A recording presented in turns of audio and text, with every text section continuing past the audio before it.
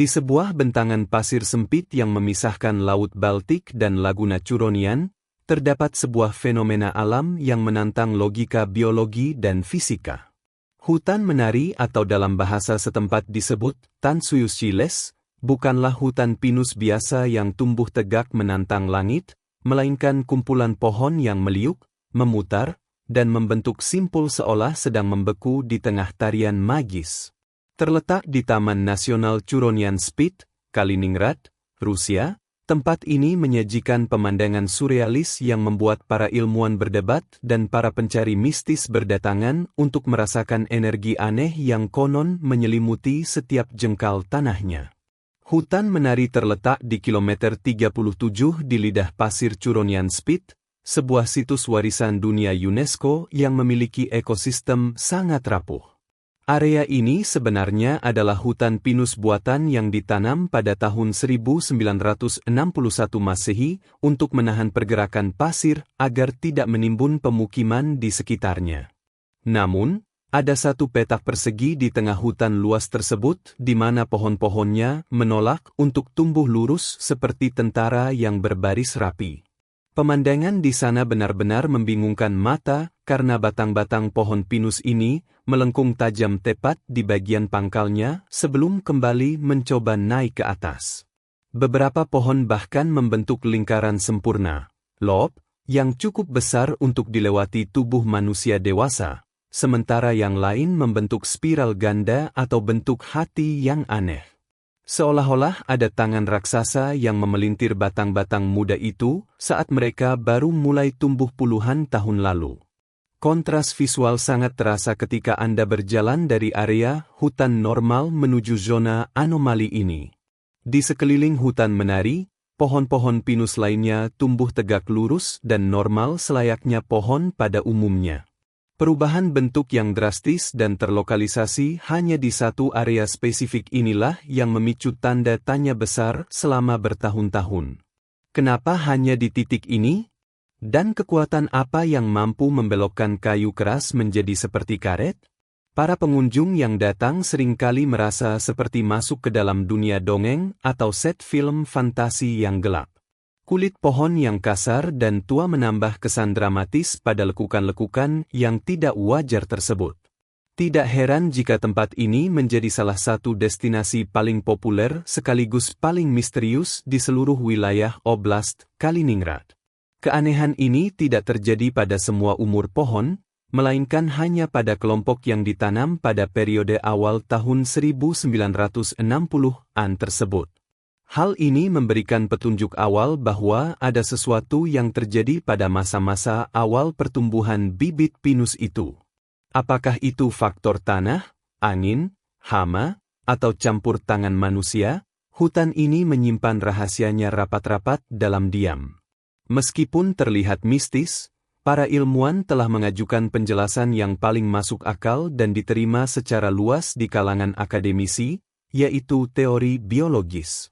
Tersangka utamanya adalah sejenis ngengat bernama Rhiationia booliana atau pine snout moth. Larva dari serangga ini memiliki kebiasaan merusak kuncup tunas apikal, pucuk utama, pada pohon pinus muda yang sedang dalam masa pertumbuhan aktif. Ketika larva ngengat memakan tunas utama yang seharusnya tumbuh lurus ke atas, pohon tersebut kehilangan panduan arah vertikalnya. Secara alami, pohon akan berusaha bertahan hidup dengan mengaktifkan tunas samping, lateral bud, untuk mengambil alih peran sebagai batang utama. Proses transisi dari tunas samping menjadi batang utama inilah yang menyebabkan batang pohon tumbuh menyamping terlebih dahulu sebelum kembali naik mencari cahaya matahari. Serangan hama ini diperkirakan terjadi secara masif pada saat bibit-bibit pohon tersebut baru berusia sekitar 5 hingga 10 tahun. Karena kerusakan terjadi pada tahap awal yang krusial, deformasi bentuk batang menjadi permanen seiring bertambahnya usia dan ketebalan kayu. Pohon-pohon ini adalah penyintas yang cacat namun tetap hidup, merekam jejak serangan masa lalu dalam bentuk tubuh mereka yang meliuk-liuk.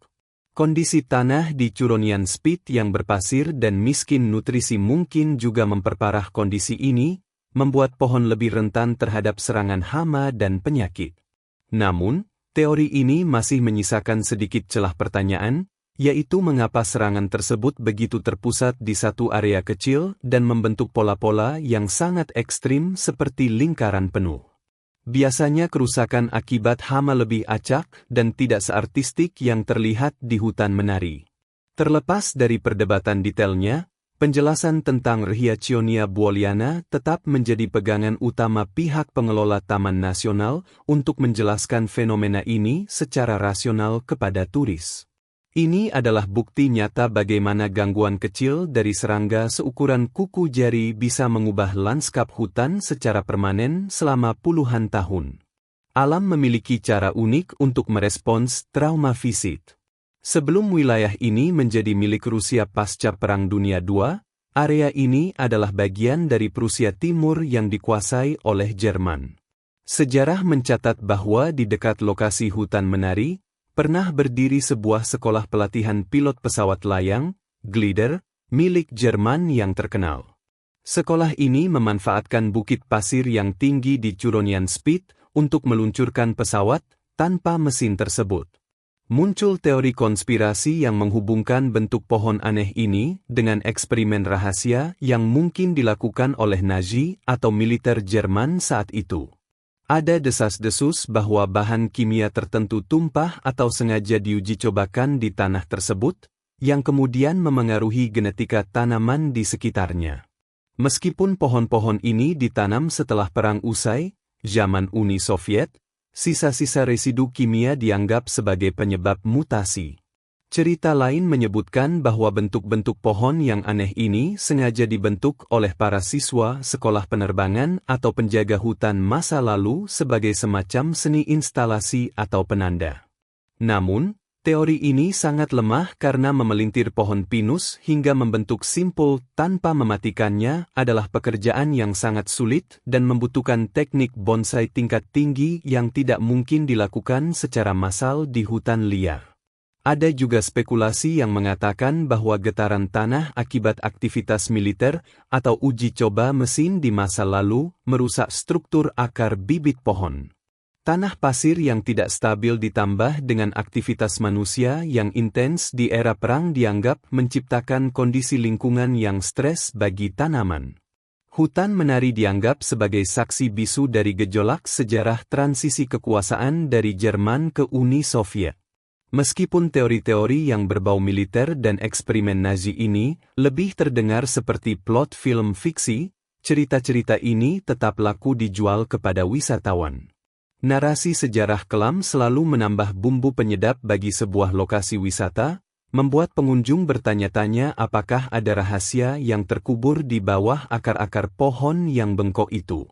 Di luar penjelasan sains dan sejarah militer, penduduk lokal memiliki cerita rakyat yang jauh lebih romantis dan magis untuk menjelaskan asal-usul hutan menari.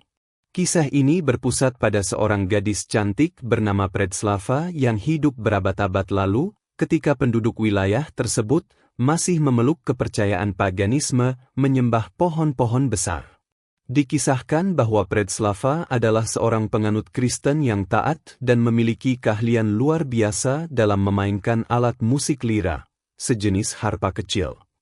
Suatu hari, seorang pangeran Prusia bernama Barty sedang berburu di hutan dan mendengar alunan musik indah yang dimainkan oleh Predslava.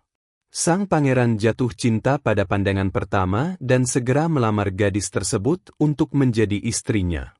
Namun, Predslava memberikan satu syarat yang sulit, yaitu sang pangeran harus berpindah keyakinan menjadi seorang Kristen. Pangeran Barty setuju, asalkan Predslava bisa membuktikan bahwa Tuhannya lebih kuat daripada pohon-pohon keramat yang disembah oleh rakyatnya. Tantangan pun dimulai di tengah hutan di hadapan para tetua dan prajurit kerajaan.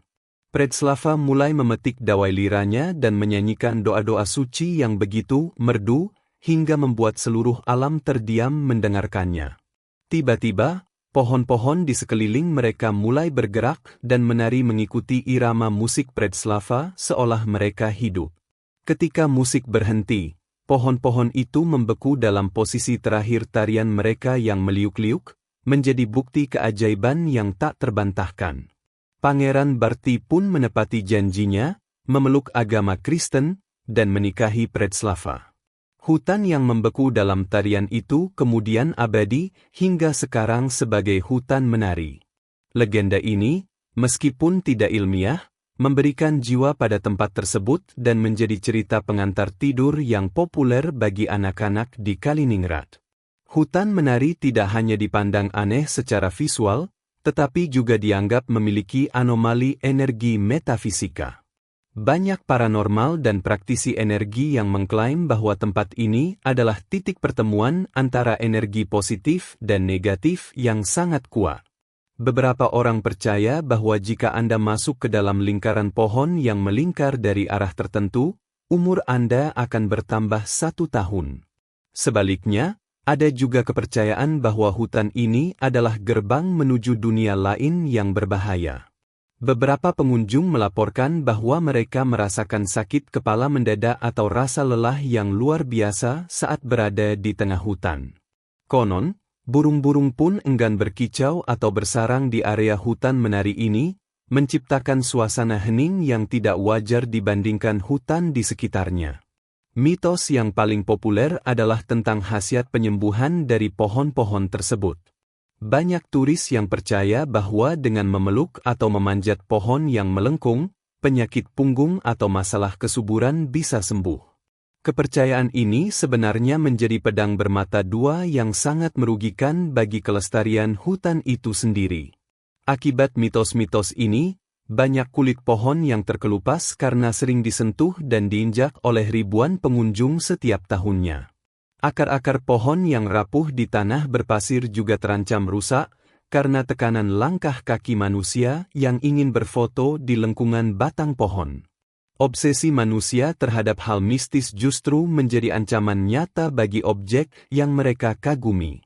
Suasana di hutan menari memang terasa berbeda, entah karena sugesti cerita-cerita yang beredar atau memang ada faktor alamiah. Cahaya matahari yang menembus celah-celah batang bengkok menciptakan bayangan-bayangan aneh di lantai hutan yang tertutup lumut. Bagi mereka yang peka, tempat ini menawarkan sensasi merinding yang sulit dijelaskan dengan kata-kata. Popularitas hutan menari meledak dalam 2 dekade terakhir berkat internet dan media sosial, yang membawa gelombang turis tak henti-hentinya ke lokasi terpencil ini. Pihak pengelola Taman Nasional Curonian Spit menghadapi dilema besar antara mempromosikan pariwisata dan menyelamatkan pohon-pohon unik yang semakin tua dan rentan ini. Pohon-pohon ini tidak akan hidup selamanya, dan stres akibat ulah manusia mempercepat kematian mereka. Untuk melindungi hutan dari kehancuran total, pemerintah setempat telah membangun jalur pejalan kaki dari kayu, boardwalk, yang membelah hutan. Pengunjung kini diwajibkan untuk tetap berada di jalur kayu tersebut dan dilarang keras melangkah ke tanah atau menyentuh pohon. Pagar-pagar pembatas juga dipasang di sekitar pohon-pohon yang memiliki bentuk paling ekstrim dan ikonik. Sayangnya, masih banyak pengunjung nakal yang melanggar aturan demi mendapatkan foto yang sempurna untuk media sosial mereka. Vandalisme berupa ukiran nama di batang pohon juga menjadi masalah serius yang merusak jaringan kambium pohon. Setiap luka pada kulit pohon adalah pintu masuk bagi penyakit baru yang bisa membunuh karya seni alami ini. Status Curonian Spit sebagai situs warisan dunia UNESCO memberikan perlindungan hukum yang lebih kuat, namun pengawasan di lapangan tetap menjadi tantangan. Edukasi kepada pengunjung tentang kerapuhan ekosistem bukit pasir dan sejarah biologis pohon tersebut terus digencarkan. Tujuannya adalah mengubah pola pikir dari wisata mistis menjadi wisata ekologis yang bertanggung jawab. Hutan menari di Kaliningrad adalah pengingat bahwa alam memiliki misteri yang indah sekaligus rapuh. Apakah karena ulat kecil, eksperimen manusia, atau tarian gadis suci? Pohon-pohon ini telah berdiri sebagai monumen ketahanan hidup dalam bentuk yang tidak lazim. Tugas generasi sekarang hanyalah memandang kekaguman itu dari kejauhan, membiarkan mereka melanjutkan tarian senyapnya tanpa gangguan hingga waktu yang mengakhirinya.